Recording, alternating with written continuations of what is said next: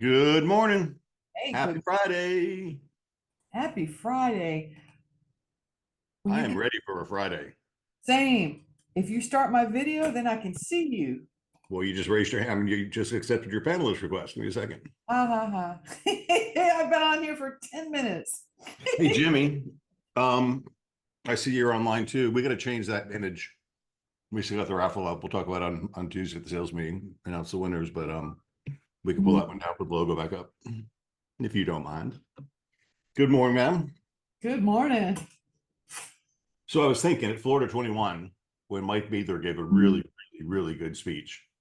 He said one of the things we're very fortunate to have in Florida is new home construction. And I thought it's pretty cool because I don't know if we appreciate that as much as we should. Because new homes are, I mean, there is a nationwide housing shortage. The locked in sellers don't want to sell. They got these low interest rates, and it's a big percentage. So he went through these stats, and he's going to send me a slide deck. But he talked about the forecast for how many deaths are going to be, how many marriages are going to be, how many births there's going to be, how many divorces there's going to be, all the life events that are going to trigger. And it didn't add up to that many. You know, we came off a period of time we're doing 5 to 6 million home sales a year. Now we're looking at 4 million home sales a year. Except a lot of people are going to come to Florida, and we have inventory. If you haven't driven around lately, at least in South Hillsborough County, where I am, I can't believe the stuff that's going on. Same here. It's Just insane. everywhere. Sarasota, Parish, just everywhere. We're So blessed. you did a nice job putting together some contract paperwork thoughts on new home contracts, because you know we're kind of experts on the farm contracts and how they work, but the builder contracts are different.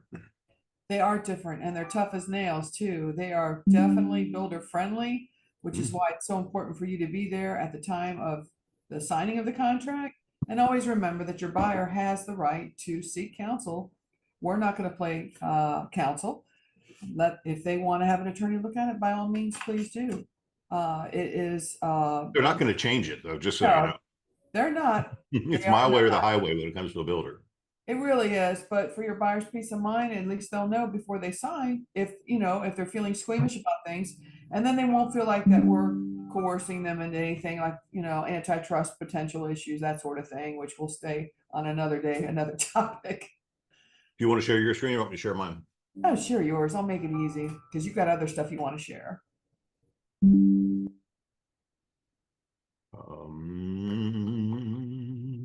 And then we'll have some good scenarios to get into. Yes, we did. Okay, I'm screen sharing. Sure. And I'll go through these quickly because we got some great stories we want to talk to you about, real situations that come up. So once again, the concept is you guys are going to have the opportunity to sell new homes, and we want to make sure we're representing our clients properly.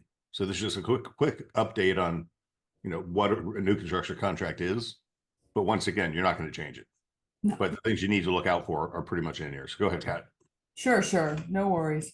I had fun putting this together. You'll see in a moment. Legal capacity of parties, meaning that both parties are the right mind, sound mind, have legal capacity. They are the right age to be signing this contract, binding contract. Quick note on that, when you get buyers that are LLCs, corporations, whatever, always get a copy of what their decks allow them to do in the way of binding that individual to the corporation, because not everybody in a corporation has signing authority.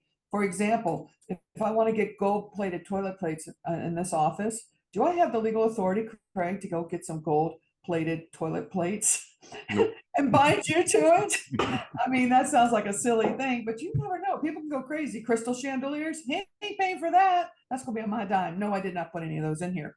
Well, So, let them qualify that though, because I don't want the agents to become attorneys and try to figure all this stuff out. Go to the right. title company. Just red flag LLC. Do they have the right rights? Title company, figure it out for me.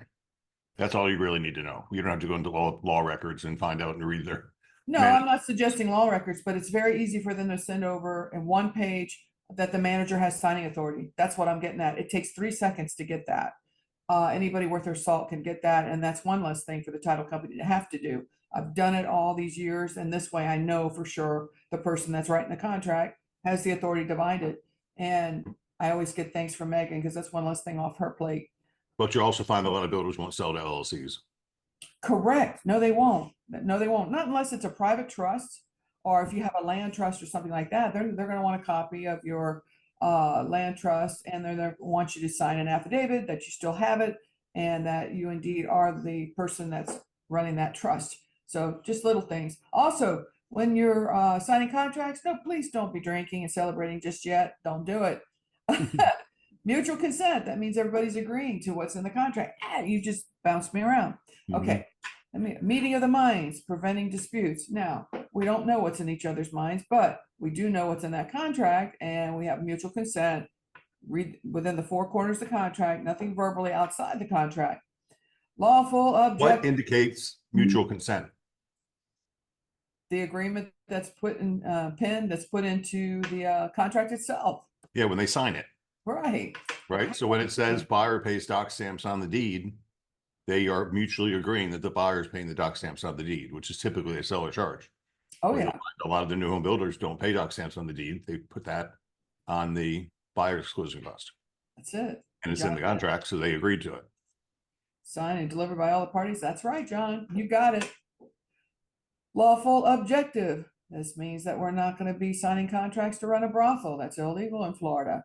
Contract has a legal purpose, complying with all applicable laws and regulations. Consideration. That's the money, the dinero, the moolah, the green. A tangible exchange of value between the parties. In real estate contracts involves transfer of property for specific price. Fun stuff. Now, this is where it really gets fun. Let's back up on that for a point, because, you know, the mangrove model is 425.5, right? And then they're going to go to the design center in some cases, and they may upgrade to a quartz cabinet or countertop and all this other stuff. How would that be rectified? Be added to the contract as an addendum. Absolutely. Right. So it's added to the contract, and now that fixed price at 425 is now 425 plus, and it'll say in the agreement. That's correct. And remember, you're not going to get paid on that over the top line on most builder contracts for those design options. They're only going to pay you for the base price of that contract, unless somehow that's all put in together, like in an express home by D.R. Horton, all of that's already in the home. So yes, you're going to get your percentages, whatever it is that the builder's offering. Yeah. New construction. This is how we get out there and show our value even more. More now than ever, we really, really have to show our value. We have to really make ourselves known as to what we offer in a way of value. And how do we do that? We go through the builder contract, and before we even get to that stage, when your buyers are reaching out to you and they want to talk to you about this builder, that builder, I'm always careful what I say, but I provide them a direction to go to this link, go to this webpage, go to that webpage, so they can see for themselves about builder reputation, credentials, and so forth. Don't disparage. Don't say, I just hate builder L. They're disgusting. No, we don't do we might think it, but we don't say it. No, I want to bring something else up too, because I'm getting calls from a lot of builders from out of state that are looking for parcels of land here. So we're not talking about Lennar and D.R. Horton. Exactly. There's a lot of private home builders that have their own versions of everything. Correct. Small home builders. Yeah, absolutely. Absolutely. And we're lucky that, again, Florida, it's abundant with what we're doing in the way of development. There's other states that I work out of where it takes 90 to 300 days to get anything approved. Do you know, to get a new home built up in Massachusetts on the Cape, do you know it takes 3 years to get through the process for one property? Wow. It's that much red tape. That's why they're all coming here. They get tired of it. Detailed specifications. Contract should clearly outline the specifications regarding materials, finishes, design elements, any customization options. Deviations from this have to be in writing and addressed up front by all parties. That's so important, because if you've got a client, especially the ones that I work with from out of different countries, they want certain specifications, certain flooring. They even go so far as to how the house is faced, what direction. This is all very serious stuff. So you want to make sure you get all that in writing. Contingencies and exit clauses. I don't find too many in the builder contracts, but the ones that are there, under certain circumstances, failure to secure financing, and so forth, you want to make sure, like we always do, use your critical timelines. Just because the builder put this contract together doesn't mean we just walk away and let everything happen as it may. No, we still use critical datelines. If the contract says it's going to be built by August, September, we know what the timelines are going to be for that. Well, you know what I would do? If you know you've got somebody interested in the builder, ask them for a blank copy of the contract so you can read it ahead of time. Absolutely. You're right on. I always do that. Get your little highlighter, read the contract, and circle anything you don't understand. Yes. And call the builder's Absolutely. rep and say, how does this work?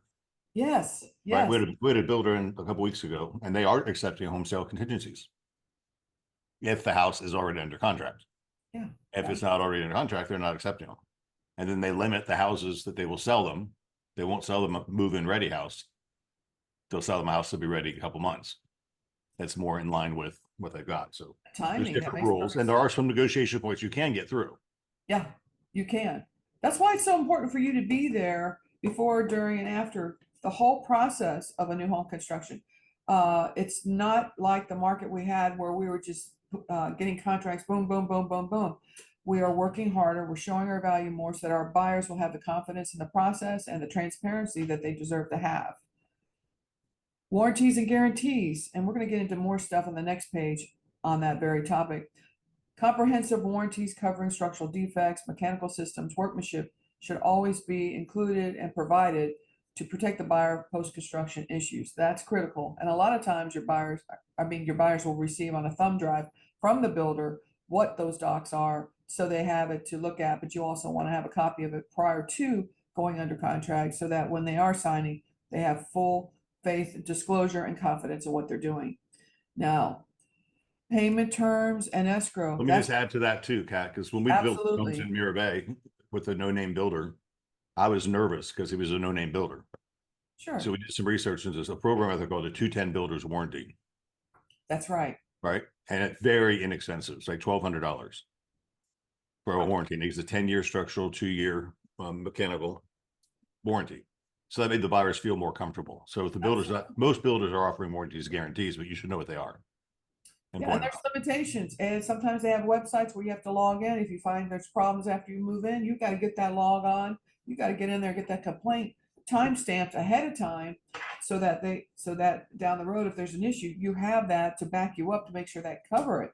Because if you wait till the last, final hour on problems that you find in the house, you're going to have troubles with the warranty. So you always want to report whatever it is right away.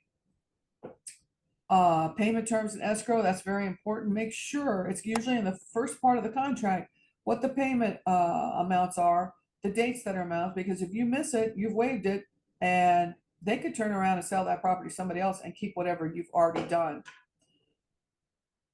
Mike's asking about roof warranty. That's going to be builder specific. You will have that in the warranties and guarantees as well. No, that'd be for the manufacturer. Correct. Yeah. Yeah. Change orders and extra costs. You got to be super careful here. If you decide one day you want a beautiful quartz countertop on your island in the kitchen, and the next day you decide you want slate, it's going to be some cost. It's going to cost you some money, and there's going to be a percentage. So be real mindful when you make those orders with your buyers, or because your buyers are making the orders, I should say. Sorry, it's early. They're going to have to sign a change order form too. Exactly. And as we said a moment ago, buyers always have a right to counsel. You're not their lawyer, myself included. I don't wear both hats at the same time, never ever. Showing our value. Again, I know I keep preaching this, but it's so important. Make sure you get a copy of the design center selections the customer has requested. When you're working with a lot of people moving from other states, sometimes they can't be here. So I'd like to get a copy of the list that they're going over, FaceTime with them, pictures of the items. So that way, if something comes up when I'm going to the various stages of inspections, I have a record in front of me. Wait a minute, they wanted this particular quartz. Why do we have this in here? It's a great way to make sure that there's no snafus at the walk-in during the final portion of the finalization of the house. It's very, very And important. I can't tell you how many times we've seen screw ups with that. They put the wrong granite in, and all of a sudden they say, you know what? We'll just take $2,000 off to keep this one. Because they can't use that granite in another house. Oh, they can't. Or the backsplash is done wrong. You might have gotten somebody in there, must have been drinking like crazy, and it's all zigzag, some crazy pattern. And you walk in, you're like, what the hell is this? That's not what they wanted. Or completely wrong color, or the completely wrong bath tile. You name it, I've seen it. European shower doors not put in right, and they collapse on you. That happened to me and my client and she was from another country. And I can tell you that builder made it nice for her real quick and shaved off about 30 grand off the price of that house because they were terrified she was going to sue them because she was pregnant. Oof. And yeah, and I grabbed the doors to stop it from hitting her anymore. Some of the other pieces got her, but I grabbed the brunt of it. And the builder and contractor that was there, he had just come back from a Christmas party and he shouldn't have been showing the property. Let's just put it that way. He forgot to put the screws in the walls, all kinds of stuff.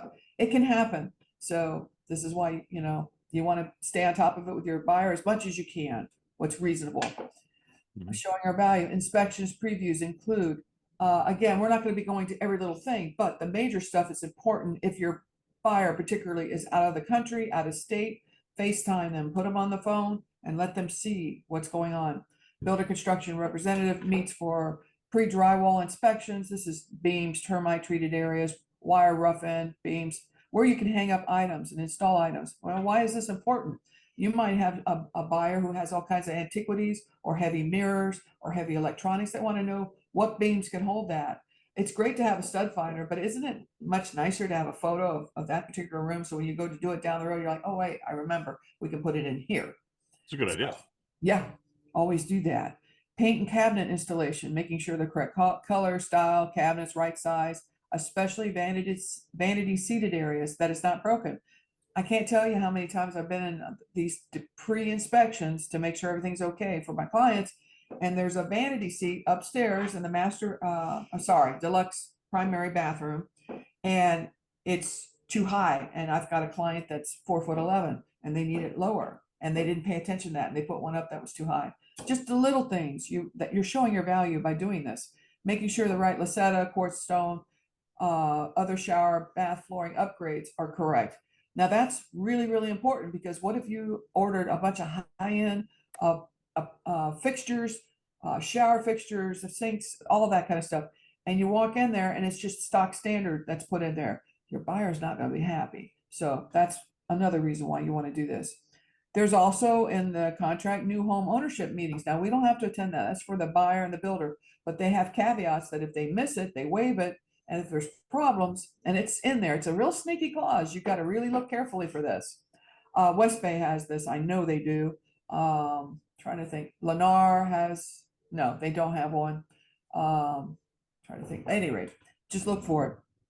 The reason why I like to attend these things is to learn more about the product and make sure the process is going well. Because once you've done this a few times, you will get to where you memorize all these different home builders, what they offer, what the design center is. It'll be a piece of cake for the next buyer, the next buyer, the next buyer. So showing our value. Now, take photos if the buyer's not in state and can't be there with you. Put them on FaceTime. So on these phase inspections, they see the process. Like we were saying before, it's easier to catch the mistakes now than at the walkthrough.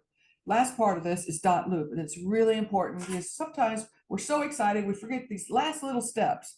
And dot loop is really, really important. You want to make sure you get a copy of the signed contract. That means the builder signed on it too. And you upload that into dot loop.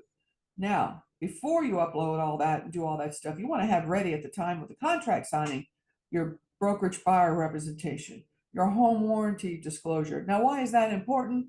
Because after year one, some of those items like your appliances are not covered. It just depends on what's in the builder's contract and what's in the coverage. So we like to make sure on year two, we've got that home warranty ready to roll. Your affiliated business disclosure. Yes, we know that we're not doing business with Blue Pearl. We all understand all that, but we have a duty and its obligation to disclose our working relationships, our title companies, our vendors, and so forth. So yes, the buyer does need to sign off on that. Your HOA docs, rules, all that. As with the July 1 changes with the law, this too, you want to make sure that you have a thumb drive, or if they don't have a paper copy, get a thumb drive of all that. Make sure your buyer has a copy of that up front. Buyer estimate costs. The reason why we have that disclosure too is to give an estimate of what the buyer may be paying for, as well as our buyer representation fee. Now that $325 buyer representation fee on VA loans and new home construction, we don't collect on that. Correct me if I'm wrong, but I don't believe we do. No, we don't. Why don't we? Because we're not going to be the ones holding onto that file. We're not the ones doing all that work in the back. No, because we're the only allowed to charge it if we disclose it. Correct. And they're not written on our contract, so they're not disclosed. So we can't collect it. That too. Lastly, fill out the deal sheet. Make sure you indicate new home construction and no buyer representation fee and showing our value. One last point, when you're there at contract time, make sure that your compensation page is in there. You want to double check, because I've heard of situations come up where it wasn't in there, and then the buyer or the rep for the contractor for the construction says, "Oh, I'm so sorry, I forgot to put it there." Well, there's a word for that. We know what it is. Well, And come next month, we're gonna have to have a borrower broker agreement in there also. correct. Yes, we That's are. gonna be very interesting to see how that's gonna play out. I've heard two different versions. We can have multiple buyer broker agreements, I'm hearing. One for a 2%, one for a 3%. So if it's the builder paying 3%, or if it's a builder paying 3% plus a $10,000 bonus, with the buyer broker agreement saying their fee is 3% plus a $10,000 bonus. Yeah, make sure it's in there. But Yeah, we're gonna have to disclose what we're making. yeah, yeah. And So your point of showing value is even more important now. it is. Get into these good habits, and you'll continue to make good money. You'll continue to do really well, and you won't feel anything in the way of change, because it's just like when you go to list a house, you have disclosures, you have your listing agreement. Just think of it, you're switching hats. It makes perfect sense. And once you've done a couple, it's easy peasy. And home inspections, remember, your buyer has absolutely a right to do a home inspection. Sometimes there's been issues that come up on pouring of concrete, and there's major cracks all of a sudden because they didn't level out the ground properly, they didn't pour properly. These are all things you can get nipped in the bud ahead of time with a home inspection. So by showing your value, your buyers not only appreciate what you're doing, but they have trust in you. And that's what this business is all about. It's relationships and trust. Yes, it is. And a lot of people don't know, like one of the clients I'm working with right now, he's a shell contractor. And this guy is starting 700 homes a month. Wow. So all he does, he comes in, he pours a slab, he puts the walls up, he goes on to the next house. Slab, walls, slab, walls, slab, walls. And then somebody else comes in and puts the trusses on. And somebody else comes in and does the interior walls. And somebody else comes in and does this. There's a whole bunch of hands and a whole bunch of different projects. And this guy works for Lennar and DR Horton. Hmm. So the same contractors put of the same walls. I mean, so when you deal with the big boys, there's not a lot of leverage. When you're dealing with the more custom stuff, there's some opportunities. And to demonstrate your value, I think is really the key takeaway here. Because the builders are going to continue to pay us, I hope. I plan on. I think so. I think they're going to still want bonuses too, because they want us to sell. And they understand that it's in their best interest to do that, which is our job to convince our sellers that it's in their best interest to do that as well. Correct. Cool. All right, I'm going to jump into some of the other things we've got to talk about. Fun stuff.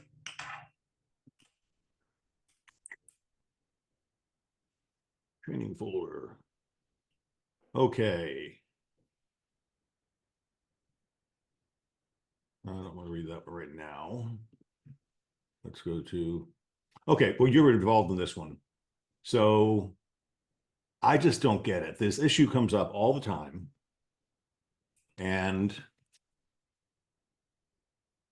I just let's say it again. And as is contract, the buyer can cancel for any reason under the sun. Yeah. They don't like the cast of the moon, the full moon on the fence in the backyard. Cancel.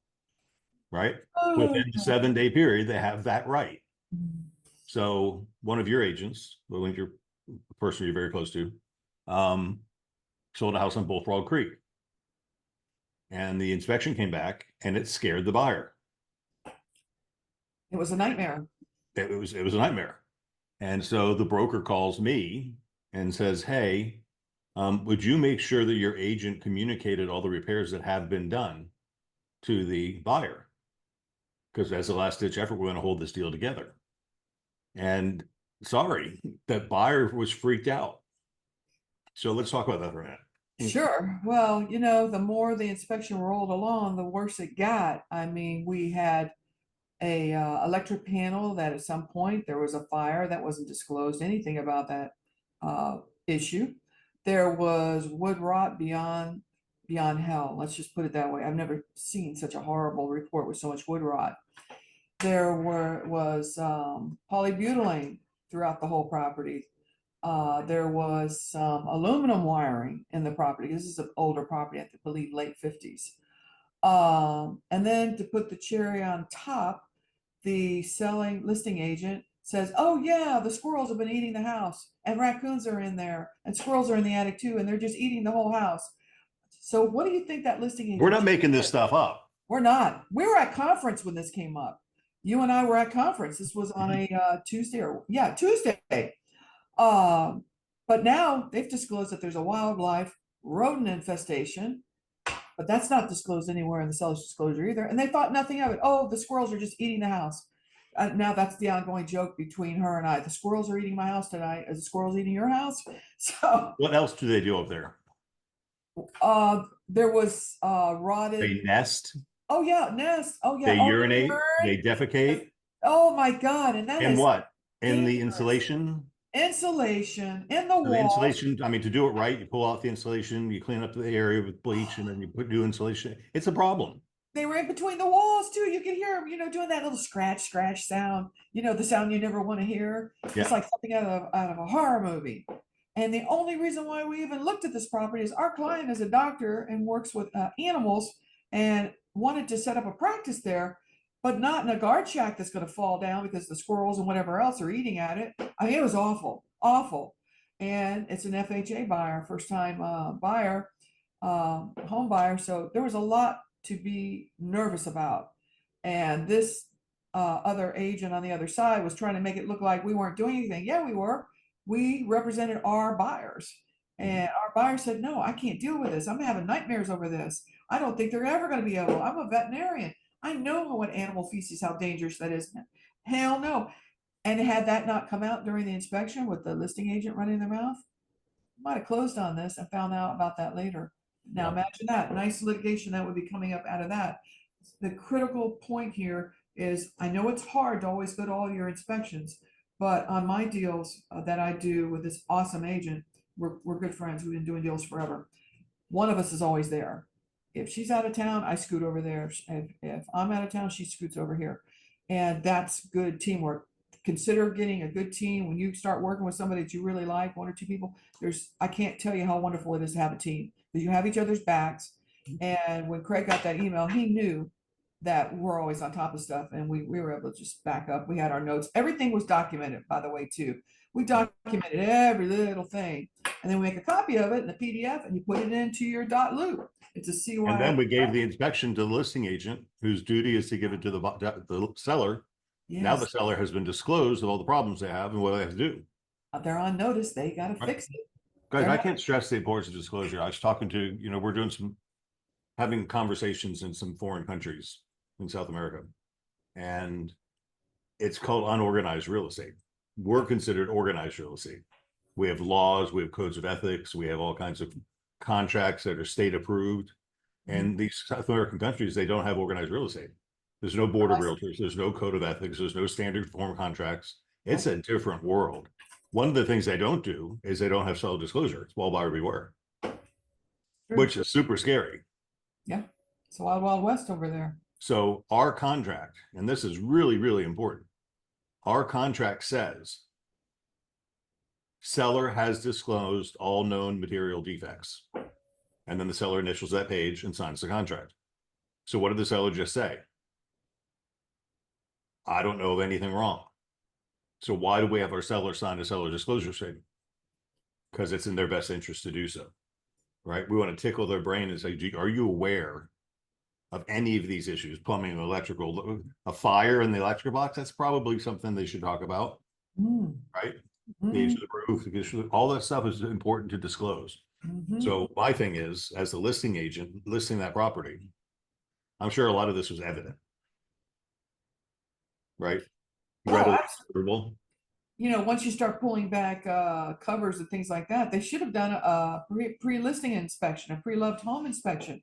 Absolutely do that. I mean, on my own properties that I list, that I own, I do that. Especially the odd ones. Oh yeah, absolutely. Like John Evans and Jim have a real odd one. I mean, I think it's 4 acres and it's got like 3 buildings on it and all kinds of weird stuff. I'd be disclosing everything I could disclose and probably get it inspected. I'm sure John probably did too. Oh yeah. Right? And there's keeps you out of court. It's too expensive. It's not worth it.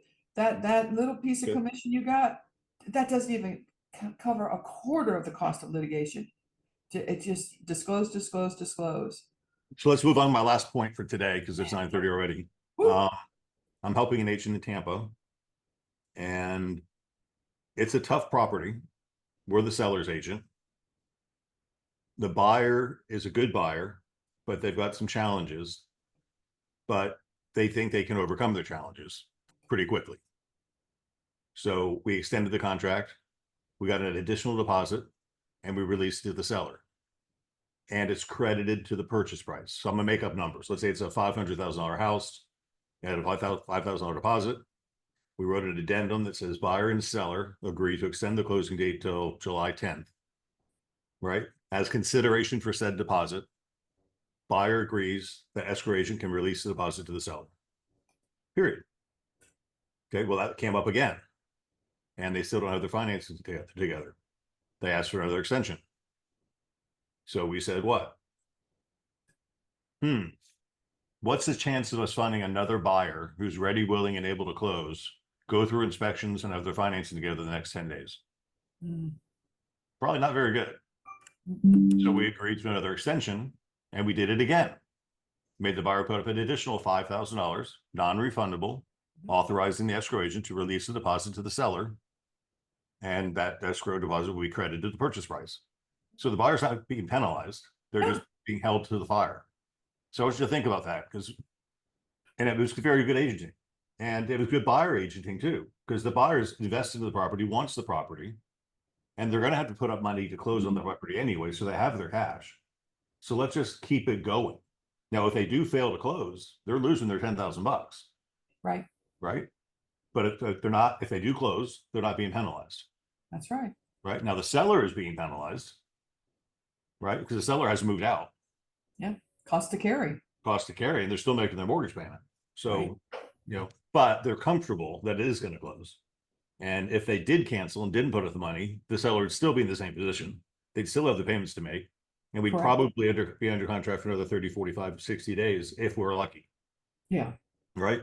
So having the calmer head to prevail and protect the contract, which is all we really did, and make the seller feel comfortable. Because now the seller, if the buyer walks, at least he's got enough money to pay for his Airbnb he's staying in. And we're putting on our negotiation hats. It's really important now more than ever. We are getting back to negotiation. We're getting back to getting those tools that have been a little bit rusty in the toolbox, sharpen them up and use them, keep everybody in the transaction together, and then it's a win-win. So now what would happen if the buyer said, no, I'm not going to release my deposit? Then go solve your problem. Here's your money back. Go solve your problem. And if you get it solved and the house is still available, come back and make an offer. Make a fresh contract. Yeah, I would not just extend contracts without some skin in the game. No, you need that commitment, because there's too many people that think all these years that, oh, I can just get out of it. It's easy peasy. No, it's not. It's not. You always ask your buyers, are you absolutely certain this is the home that you want? If you got somebody who's on the fence willy-nilly, they're going to be the ones wanting to shop 5, 10 different houses and cancel, and you're chasing rabbits. Yep. And that's always an opportunity. Yeah. Okay. It's a little bit after 9:30, but just a little real estate fun stuff for today. Try to make it fun. To recap, provide more value when selling new homes, because new homes really are the simplest thing in the world. You register the buyer and the new home rep does all the work. But, we want to be paid for that. Yeah. So when a buyer says, well, it's just a new home, you don't have to do much, I'm just going to pay $1,000 for 1%. No. Then you say, no, I'm not going to do it because I provide value. Here's what I do for you. And that list that Kathleen just went over, I'm going to attend your inspections. I'm going to take photos of this. I'm going to make sure they put the mounting bracket boards between the studs where the TV is going to be hung on the wall. All those little things like that are valuable stuff that a buyer doesn't really understand. And they forget about that stuff.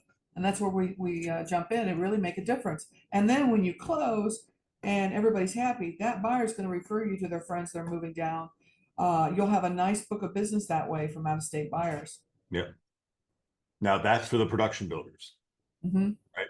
Now the production builders have gone to the point that, they've already decided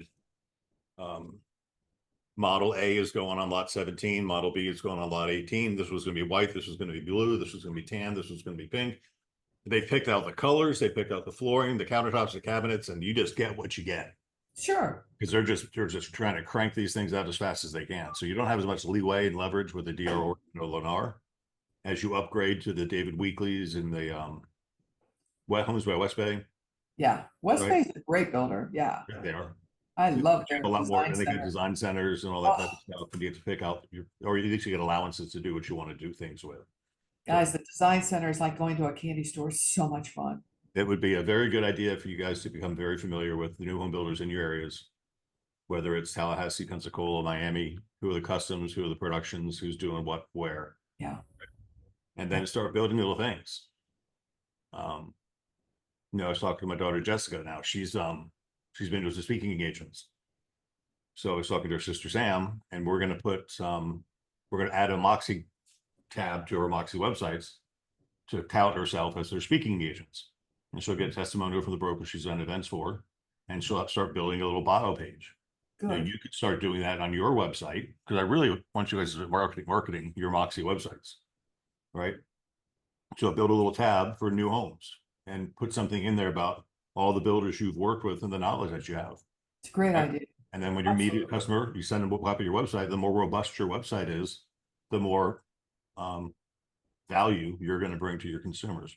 Yeah. So just start thinking that way. We got to get a little more professional, and I can't wait to get these new form contracts. And then I'm going to really push you guys hard to pay attention and show up and log in. Because But we'll support you on it too. You know, of course, the sky is not falling. It's just one more thing we're going to get used to doing. exactly, and that's what Mike Wheeler said. He said, "Pat, you'll remember this. I want to say it's maybe 2005. Yeah. There was a company called Purple Bricks. Oh, yes. They were going to come to America and eat our lunch. Yeah. Everybody is freaking out. They had a big marketing budget. They were 2% Remember? total commission. They were trying to make us like Australia or England. They're from England. And they were going to eat our lunch. Yeah, they had money to play with. And what did Mike Meadler say? And we overcame that. And then we Yeah. had COVID and we overcame that. He listed like 10 different industry event things that were going to put us out of business. Oh, yeah. And nothing happened, and our businesses got stronger and stronger and stronger and stronger. And Absolutely. so we're going to overcome this too. Remember when realtors said these were going to put us out of business? Yeah. I remember that in the 80s. Oh, those people from Tampa, they're gonna use these things. Oh, it's the end of the world. No, it wasn't. No, that was the best thing that ever happened. It is. And those South American countries like Mexico, they don't have lock boxes. Nope. What a pain in the ass. Oh, And the guy that I had lunch with in Orlando owns Century Toronto, Mexico. And it takes them a year to get a lockbox approved to be sent to Mexico. I mean, really, we're doing backward stuff. We're really Yeah. blessed to be where we are. So that Yeah. being said, happy Friday. I'm looking Happy forward to the Friday. weekend at home. And yes, we'll see you guys next week. And of course, call if you need anything. Thank you, Kathleen. absolutely. Always a pleasure. Bye, everybody. Bye, Odie.